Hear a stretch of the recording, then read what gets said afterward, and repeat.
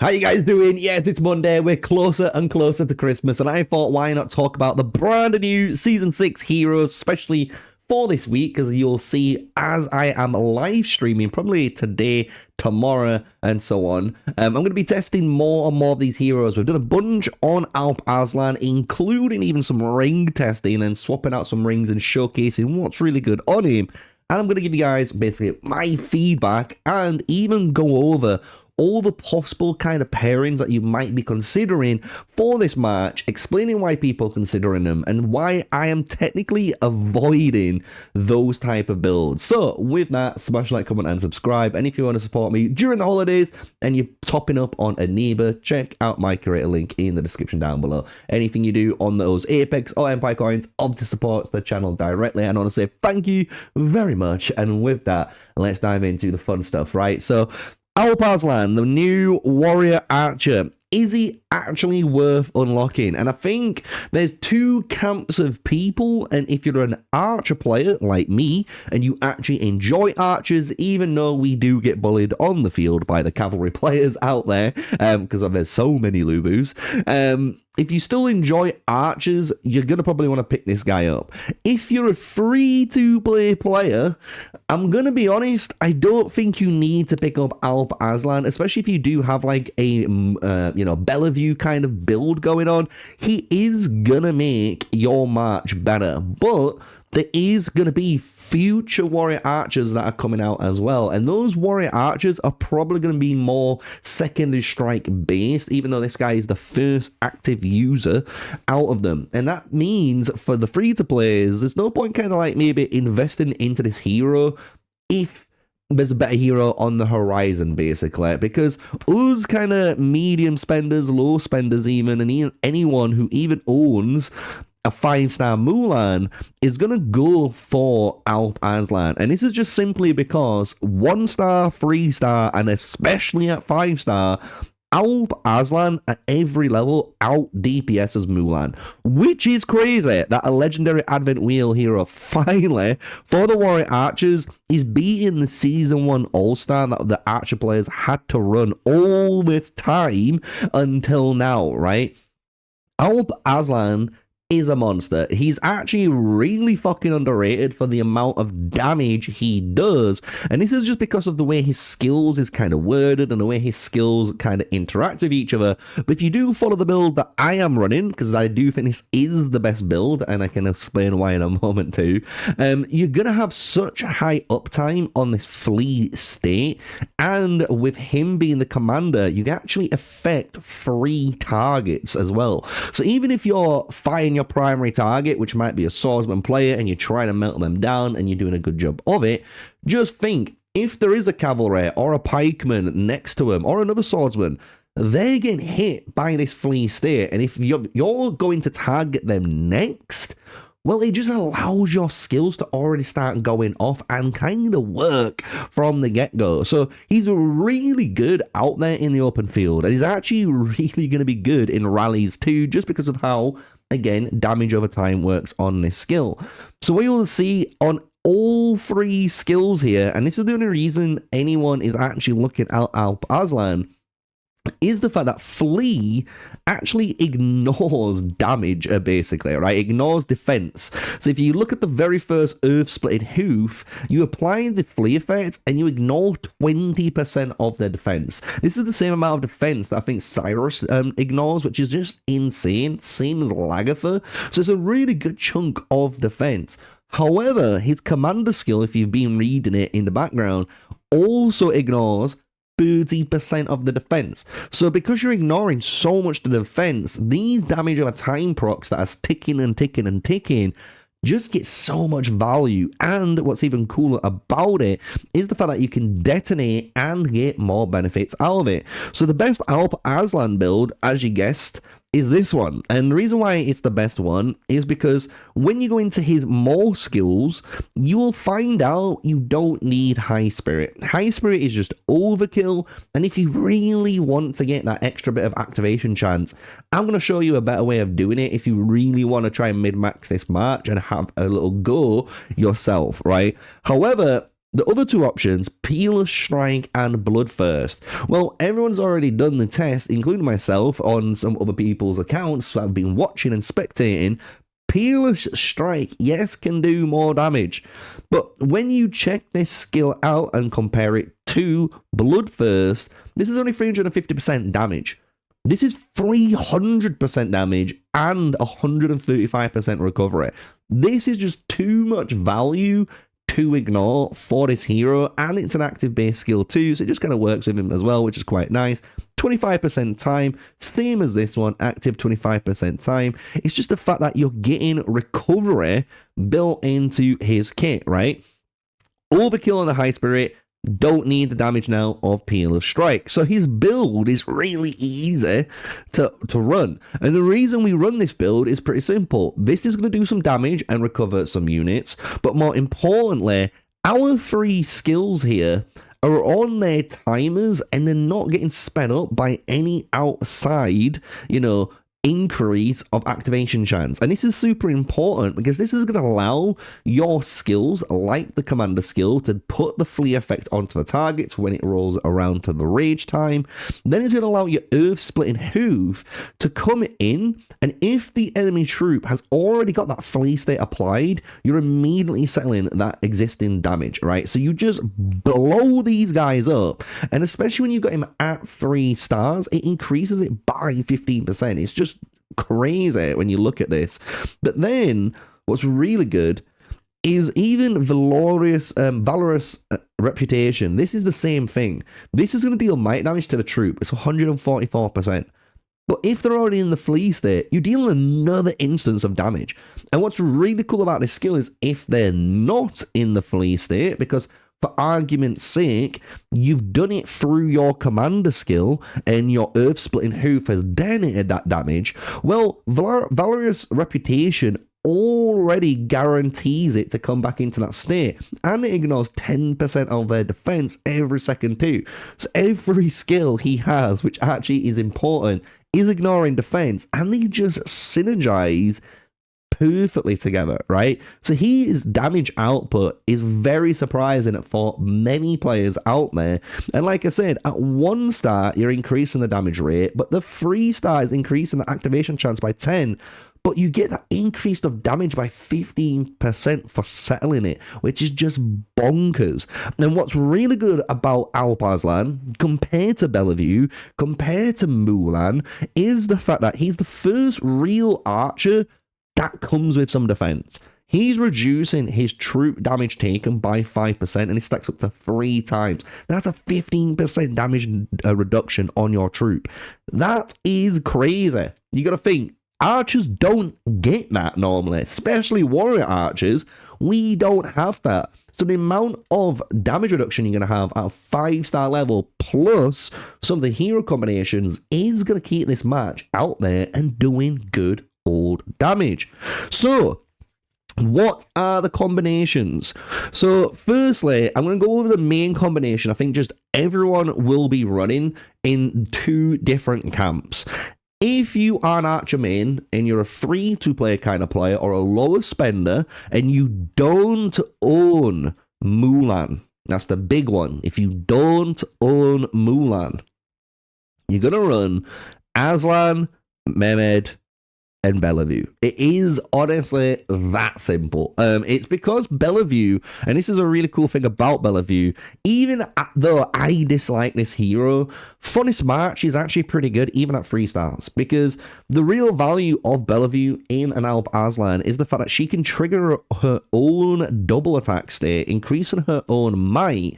And what's really powerful about that is the payoffs of actually shredding the enemy hero's highest armor by 67 points here. And obviously this scales up to max. So if we got this on max rank, it's 100 points. No laughing matter. No laughing matter. But then you got Pain in Blood. And Pain in Blood is, again, 307% damage with 120% recovery. And because of these 2 skills, and obviously with your ALP ARSLAN, this build basically keeps him as a bruiser. So you're going to keep him able to basically keep getting healed, reducing their armor, and using the flee state to deal that damage. Because no matter what, Mehmed is the king for this formation. No matter what formation you run, Mehmed in both camps, if you've got Mulan or if you don't Mulan, he's in the comp. Why? His skill legitimately was built for this. So every 6 seconds, you have a 60% chance to reduce your troop damage taken by 25%. Just say that out loud, remember. 25%. And with that 5-star ALP ARSLAN, you're going all the way up to a 40% damage reduction when he's fully stacked. And that's just from them two. Just those 2 bits. We're not counting in the extra 20% we're going to get from Peaceful Haven, right? Or anywhere else. It is ridiculous how tanky you're going to get with this build. But what's really important is the fact that his second part increases the damage dealt by active and secondary strike skills by 30%, boys. That is no laughing matter, man. That is a lot of fucking damage that you're going to be putting onto your ALP ARSLAN or your Bellevue and Mulan, depending what build you go. And the thing is, with the 2 different builds, Bellevue is going to keep, like I said, ALP ARSLAN in a very bruiser-orientated build, where you're going to be able to take more damage because you're going to be healing more damage, right? However, Mulan, if you've got a 5-star Mulan, and especially if your Radiant Guardian is level 20, and this is super important because level 20 Radiant Guardian gives you a 55% double attack chance, and you're gonna need that double attack chance to really make Mulan in this build go off, because you can run weak spot attack and active mercy like I am, but you're gonna need a level 20 Radiant Guardian ring. If you don't, and if you check out my test prior to this, and I'm going to showcase some reports too about all of this build, double attack with weak spot attack, and even with this bloody ring equipped, does more damage. It just does more. And I know it sounds counterproductive having Radiant Guardian and double attack on. You should have one or the other, which I would agree if your Radiant Guardian again is level 20 or above. But when it's not, the issue you have is you're still running a 40% active, which is double attack, and you're running a 47% active on the basically chance on your Radiant Guardian. So you're running 2 chances of hitting that state, and you just care about entering the state, because anyone will tell you this skill, the Star Chaser, is where all of Mulan's damage actually lies. Nowhere else, just this. Like, yes, you can get some big numbers with active mercy because you're clearing up and fighting, but it's not Star Chaser damage. Like, this damage is ridiculous, right? So because of that, right, you can clearly see, though, with ALP ARSLAN, if you want more damage, which I am doing, and you've got a 5-star Mulan, this is the better build, in my opinion. Like, you just absolutely wreck people when you've got ALP ARSLAN, Mehmed with Mulan. It's just ridiculous how much damage this puts out, and it surprisingly can take a good hit too, which is what's really good about it. But then we have other combinations, other heroes, and some people are talking about Timur, some people are talking about Attila the Hun, and I do like some of these setups, but I want to go over which I think is kind of some of the issues where you lose value, and you could try different alternatives which actually might just prove to be better. So Attila the Hun, the issue we have with Attila the Hun is the fact that he is going to give the double attack state to all the heroes, so he is going to benefit and Mulan's going to benefit. The issue is our ALP ARSLAN really couldn't care about being in the double attack state. He couldn't. But the one thing he could care about is the extra might. This is 50 points extra might, obviously at 3 stars. You got to think, when you have this guy maxed out, your commander's now dealing 35% more might damage as well, right? So you're getting all of that extra damage, and you're getting that extra points of might from his main skill. On top of this, when you run him, you could run Warrior's Hymn, and you can put Attila in this lineup, and it sounds weird, but you're gonna put him in the 3rd slot because you want to get Warrior's Hymn on ALP ARSLAN. And the thing is, and I know what you're gonna say because I'm gonna say it, you are wasting part of this skill, which is understandable, right? If you don't know what we're talking about, ALP ARSLAN has a very important line of text at the very bottom of his skill, which is Earth Splitting Hoof cannot cause critical strike damage. So you cannot ever crit with this damage, right? You just can't crit with him, which is fair play, because I imagine it's going to go out of hand. However, the difference about this is the fact that you're going to get 125 extra might onto that hero. So just think, 125 plus 50, right? That's 175 bonus might given to your ALP ARSLAN, and that's going to allow him to do a ridiculous amount of damage. And you can still run technically critical insight, because he's going to reduce the enemy's hero's armor by 15, because he is going to crit, but he still technically helps Mulan, right? That's what's really important. This still technically helps Mulan. The difference, though, is if you want to go for these type of builds, I personally think ALP ARSLAN on his own, even with a Mehmed, just does more damage. He really does do more damage this way, right? But if you want to go down a critical strike route, there is one hero that I would suggest that you could try out, and it's going to be a much more explosive march, and it plays a little bit different, and you can imagine why. And that's actually going to be Rani. Rani in this build isn't going to be bad at all, because you can run ALP ARSLAN, Rani, then go into your Mulan, right? Because we're going to be doing the same kind of purpose as Mehmed, but the difference is Rani, compared to our good old Attila, is a single target hero focus. So we're really trying to basically bring up our Mulan, because our 5-star Mulan is just not doing nowhere near as good as our 3-star ALP ARSLAN, right?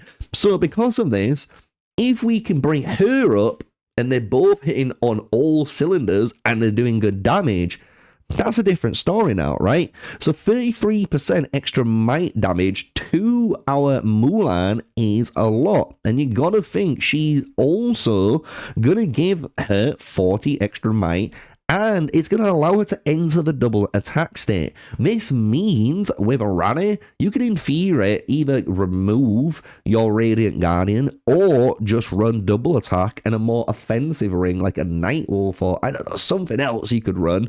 Maybe even like Ring of the Bear, which we will go over in a moment.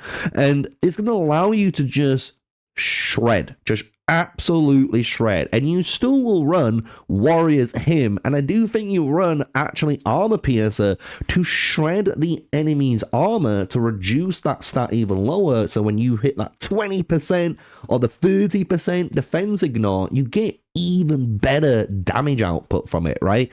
So this is the build I would go if I was going to go down more of a crit based route.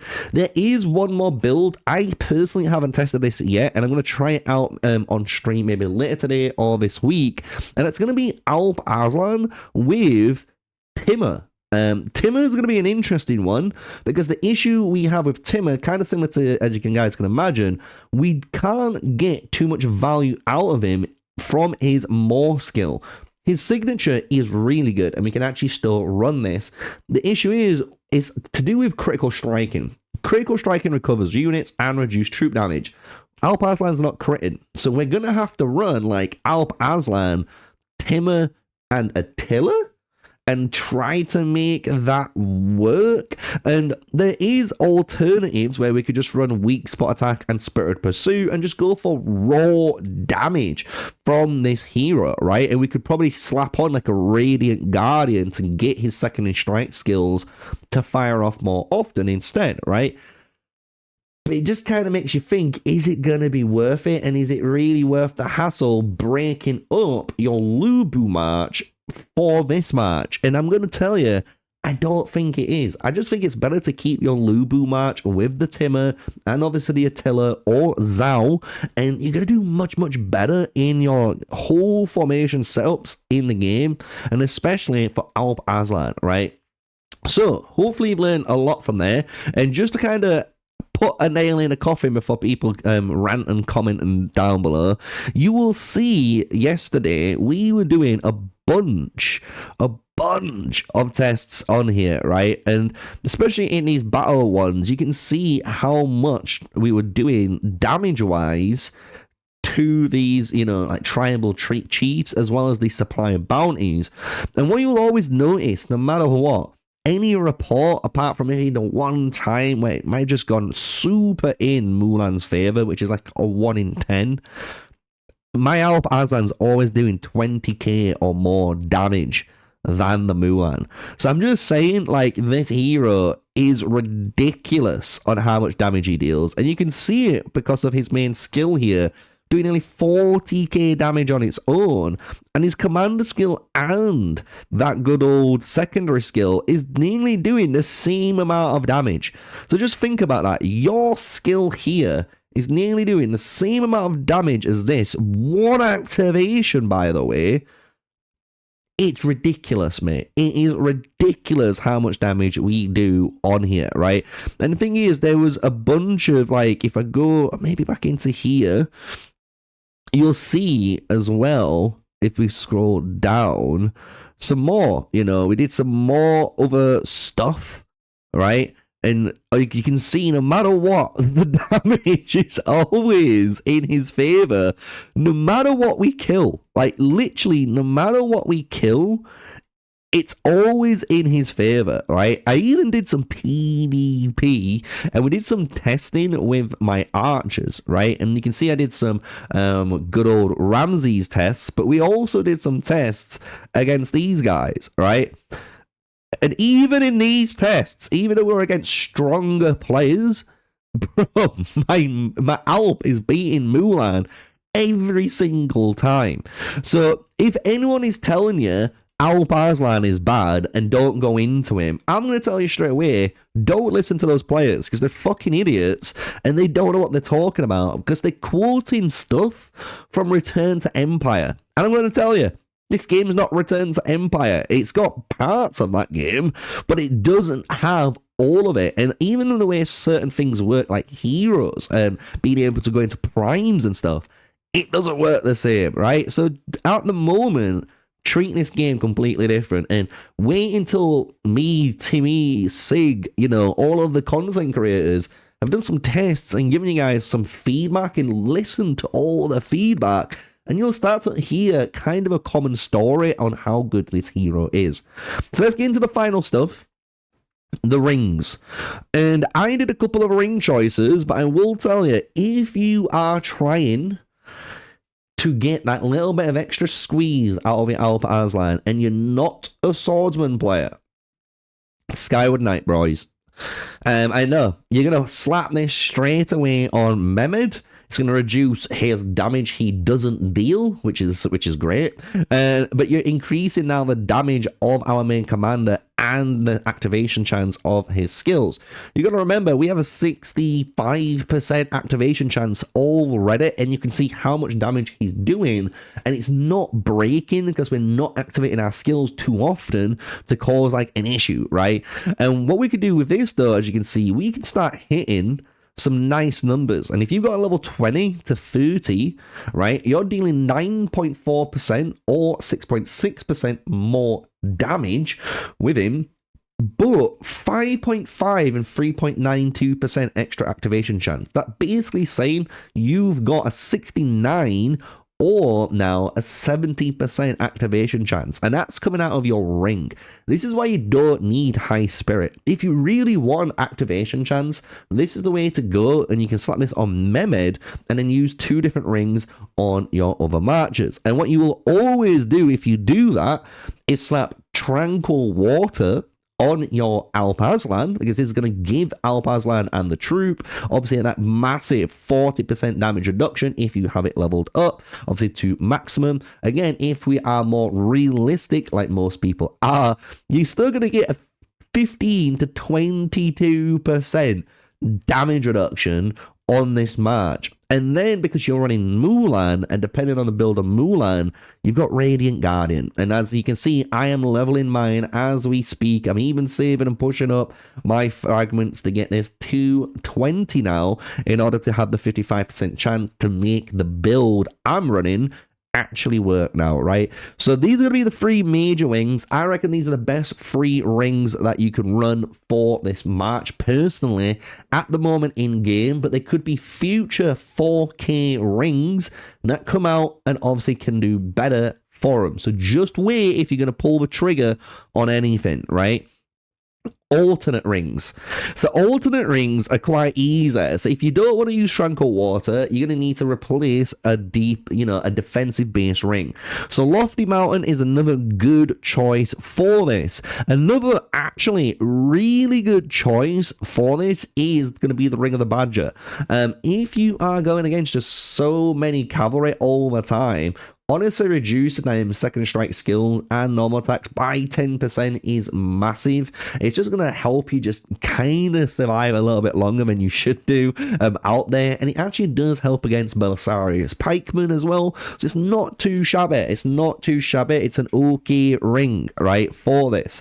However, if you can put stuff like Ring of the Falcon on instead, much better. This ring is insane. You can see I'm leveling this up to as we speak, and boom, we've hit it on video, so you can see we ain't capping, and we're getting this up to level 20 towards 30 if we're able to.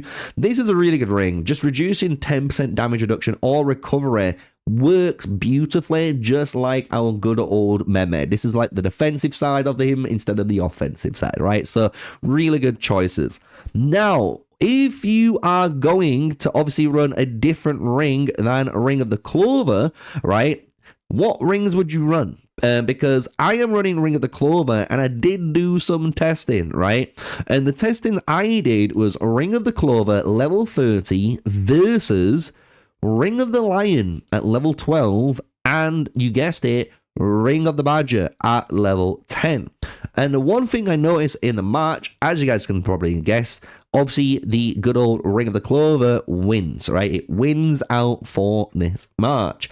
However, number 2 was Ring of the Lion. Ring of the Lion actually performed pretty darn good in terms of using this for Alp Arslan. The fact that you're increasing his might, even at this stage, by 20 points, and his armor as well, is huge. It allows him to just sustain more damage and deal more damage. And this one buff alone actually outplayed Ring of the Badger, right? So this is just down to what rings you might have available. But for example, what we could run, just so you can understand it, is if we go to my formation now, if we just show it off properly, if we run this, our March always going to have Radiant Guardian on Mulan. If you're running Bellevue, you can run something else like Ring of the Badger if you choose to, just to kind of give you an example. But you can run Tranquil Water as well as Ring of the Badger. You could run Ring of the Badger and Ring of the Clover, right? The whole point of this match, you'll notice that I am trying to do is run double defensive rings with one offensive ring, right? And that's super important. If you're running Bellevue in this comp, it's actually quite nice, because with Bellevue in the comp, you can run a good old Skyward Knight on the Mehmed and just put the Tranquil Water, for example, on Bellevue and run Ring of the Clover still on your Alp Arslan. And this is just going to keep your march super tanky and boost up the Alp Arslan even further, right? So that is what we are done, or what we've been talking about, what we've been kind of testing, even on live streams, which you can check out my live streams last week that we did on Warrior Archers. And we're going to do some more testing on Warrior Archers. That's just kind of our first initial results on it. We're going to do some tests on Swordsman. You guys want it, as well as the Zhao comps, right? The different Lubu comps. Is it better running Lubu primary or Zhao primary? We're going to find it out for you.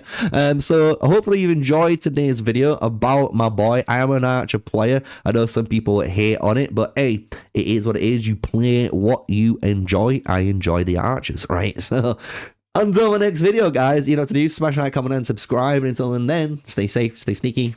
Peace out.